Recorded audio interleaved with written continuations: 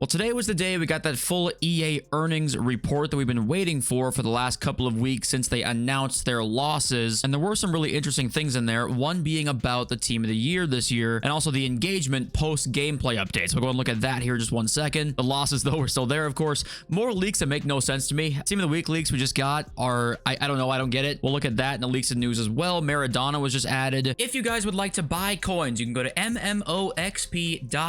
There will be a link in the description. They are the cheapest and safest option. You can use my code JFC at checkout for a 5% discount. So we got some things to talk about. And thank you all for being here, of course. Thanks for joining on the road to 20K. I do want to say as well, before we get into whatever the hell this Mason Mount card is, there is a topic right now that many people want me to talk about that I'm going to on my second channel later today because I want to dive into it deeper and not have this video be 30 or 40 minutes long. And that topic is that EA are now sponsoring creators and giving them discount codes on FC points.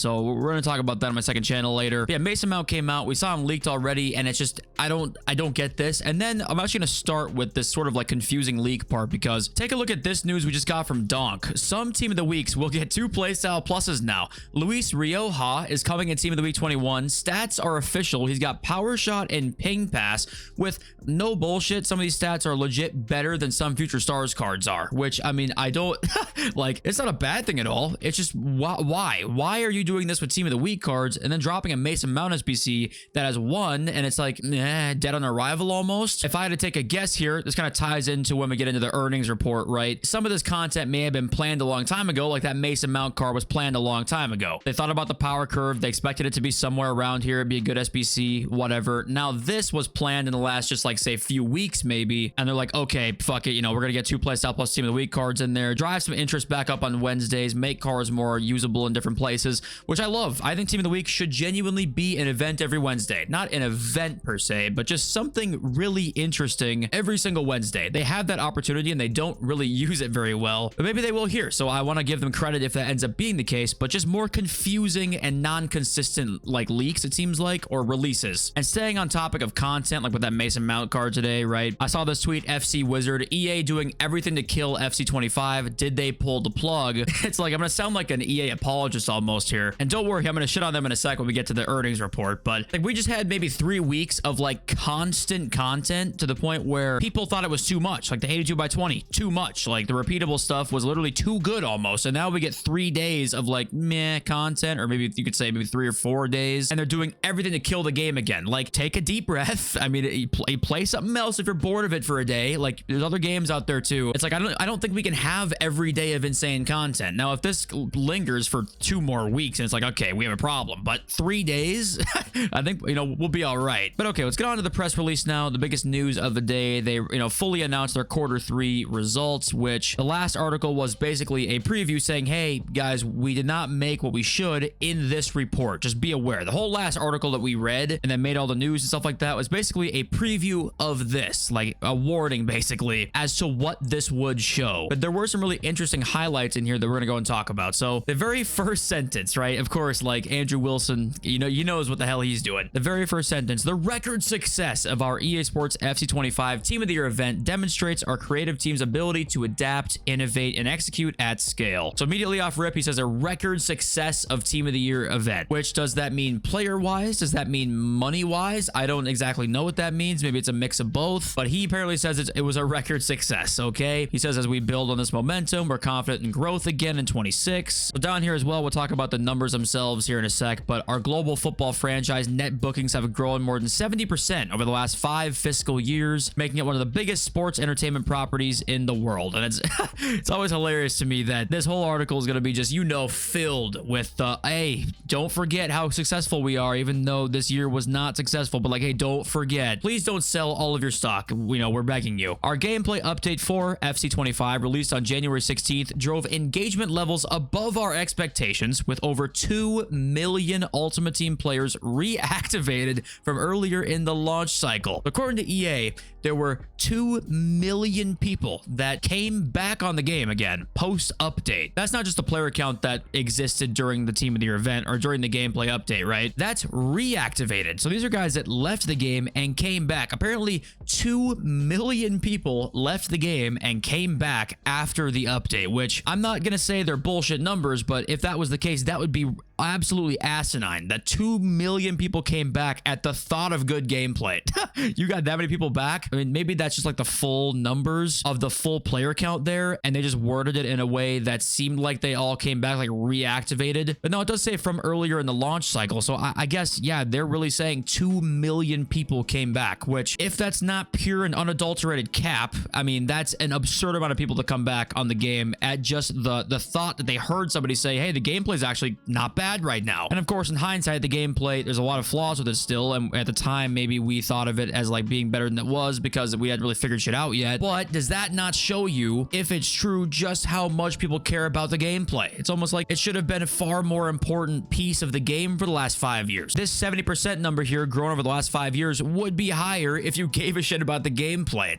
It's irresponsible how much I did not give a shit about it for so many years. And they say down here, you know, more good stuff like FC Mobile saw double-digit growth. They're just trying to, you know, basically say like, hey, we've got good stuff coming. If you want to see down here, the really interesting thing was, here's the quarterly results from 23 to 24. These numbers pretty much everywhere are down, right? Every single number here is down. Live services, total net revenue, you get net income is higher, I guess, in 24. But on here for the yearly report, this is where it gets really interesting. There's a pretty big difference here, actually, in the two numbers, right? And you might say, well, not really. You got 2 billion to 1.8, almost 1.9 billion, right? Like, it's not that much different, all things considered, but where it is a lot different, and part of the reason why the stock actually did crash was because this is pretty unheard of. They don't make less money than the previous year. If anything, they're just not going to reach their goal for revenue, right? They're not going to reach their growth goal, but they'll still make more than last year. That's happened, I think, one of the years or two of the years, I think that actually happened, where they didn't reach their revenue goal, but they still made more money than the year before that. So it wasn't really as bad. This year was like, no, we actually made less than last year. And right here, take a look at this. You got 7.6 billion, which we talked about in that earlier article, the first one, and 7.3 billion for the last 12 months, right? And the crazy thing is like this number right here, like just this simple, I guess, what is it? This is like an Excel fucking table right here. This literally dictates our experience playing this game more than absolutely anything. The moment EA had this, like, oh my God, we actually didn't reach our goals, and in fact, we made less money than last year. We better do something about this because this is not good. Guess what we see? So much effort from them to make things better for us. It shows you exactly what they knew. They knew all of our issues. Nil-nil quitting, bad gameplay, the grind not being very good. You know, all of this stuff they've known about, but they don't have to do anything about it until numbers like this pop up, and then they go, okay, well, I guess we kind of have to now.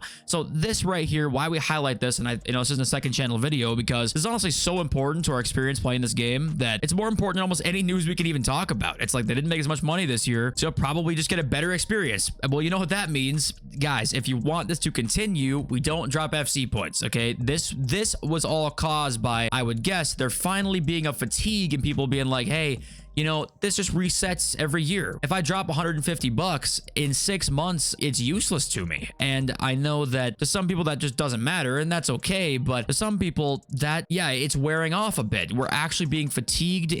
People have less money. We're in a recession, and people, I think, just eventually it wears off where it's like, damn, everything in this game is catered towards one thing, the store. Everyone is not an idiot, and they realize that. This isn't some EA secret master plan. Everybody can see what you're doing, and people are tired of it. People just don't want to spend money on that anymore. And here we are. So let's continue that, right? Let's continue trying to get a better experience for everybody by not spending FC points. Now, the funniest thing, and this is where I was going to shit on them here, and sorry for the long-winded rant, but this is where I'm going to shit on them, is that they knew every problem. They knew everything. They've known everything for so long. They listen to us. They don't act on much until they need to, right? They've known all of our issues, and only now, when they absolutely feel like there's no other choice but to listen, then they do it. And I know it's a cynical take, but anytime you think EA is just doing something to be like, hey, doing it to be nice to us or reward their player base, fuck no. Okay, it's just not what they're doing here. Not with this current leadership or whatever's going on at this company. The only way we see things improve for us is when things don't improve for them, and that is it's a shame, but that's how this is. But of course, let me know what you guys think in the comments, and we'll get on to some leaks now here. Maradona, his star head's added in the game. He's literally in the game, and I believe that you can actually soon play him in the player icon career mode. I believe that's one of the new players that's coming in here. So that's very cool. And I believe actually also, here he is right here in the PC files. He's been leaked, and I think it's just a placeholder right now. Like this this card here is like a placeholder because he's 5-star, 5-star, also has no playstyle. So I think they just kind of like copy pasted something. But I wouldn't read too much into this here, but he's in the game, which is very cool. In the files as well, apparently he has multiple versions, which I think, like I said before, it might just be a copy paste kind of thing, which I doubt we would see multiple versions of Maradona. I mean, maybe we could see like a base version and prime version, kind of like where I talked about yesterday with Ibarbo and Doumbia, where you could end up actually using the new cards that way. Because if Maradona comes out, he's 97 rated promo icon, like you can't use him. So maybe they give them a sort of like 88 rated card along those lines, and then give them a juiced out card too, which may be why there's 2 Maradona versions, but that's just speculation. SPC leak for future stars here. We got Duvernay stats prediction there, but that's really all the SPC leaks right now that we've got at the moment. And yeah, I hope the promo gets better too. I just don't necessarily think that it's, you know,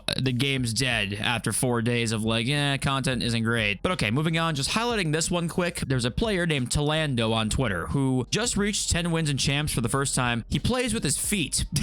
This guy plays with his feet and got 10 wins. I just want to point this out because if you haven't gotten 10 wins and champs in your life yet, there is somebody out there using their feet and they've gotten there and you haven't. So, you know, no excuses. All right, no excuses at this point. But obviously I'm fucking around. It's a crazy achievement, and congratulations to Talando. I mean, that's absurd. And also, I'm sure you guys saw the title update went live today. If somebody out there has experienced a backing out of a game while drawn in the second half, or any of those stipulations that have been added by EA, then let me know if you guys got the win for it, or if the person dashboarded because they're a little bitch boy. Then in that case, I mean, you didn't get the win. But in the market right now, there's not much coming out, so I would guess that honestly you'll see it do okay. Some cards are going up right now, some are staying right about the same as they always have, but I mean, what's coming out and that's really crazy hyped up in the next like week? I mean, team 2 for future stars could be cool, but will it drop the market? I mean, probably not. So that's the extent of my market watch. I don't know, it should do okay. That's all I got to say, really. Let's read your comments now. We got Phenom. I wonder if they add Raja Nainggolan, and I was thinking about just like all the players that could be added obviously from previous FIFAs, and if there was one player to add back,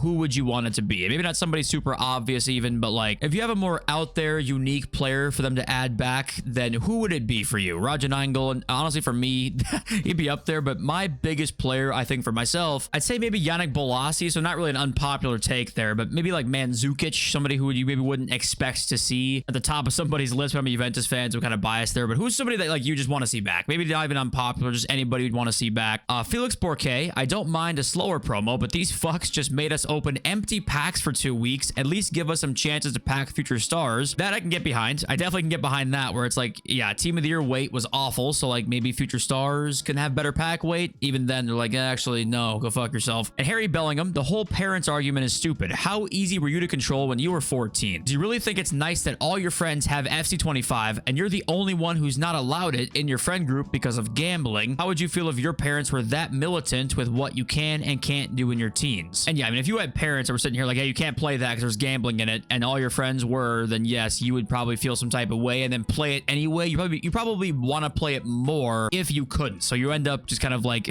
making the problem way worse because you know he's going to want to play it. And I think most people who say like it's the parents' fault if your child's addicted to gambling wouldn't even say that they can't play FC25. I would assume if that was like your point of view, you probably wouldn't even say that. I think what they would say is like, it's your responsibility to know what your child's doing when they're on the games like this, especially if you know gambling can be inside of it, then you know that's your responsibility. But how much control realistically do you have over a kid who's 16? Like, how much control do you have over that? I mean, like, if you're trying to be overbearing with it, then you're just gonna make things way worse. And also, maybe it's just best for your kid to learn himself. You know, I don't know, there's so many ways to go about it, but I agree that there is the huge majority of blame to go with EA, who's making the game that's E for everyone, that has the gambling in it to this extent, rather than, I don't know, the parent who's like, yeah, play the fucking FIFA game, and then like doesn't expect there to be a crazy gambling inside of it. And you can only do so much as a parent. Like, at a certain point, you can't control every aspect of someone else's life. So definitely an interesting one. I've seen like just recently, last couple of days, both sides of that, like to the extreme. So it is a very like varied take. And I guess, what do you guys think about that? But okay, I think that's it for me. And thank you all for being here. I appreciate you all so much. Love you all so much. Peace.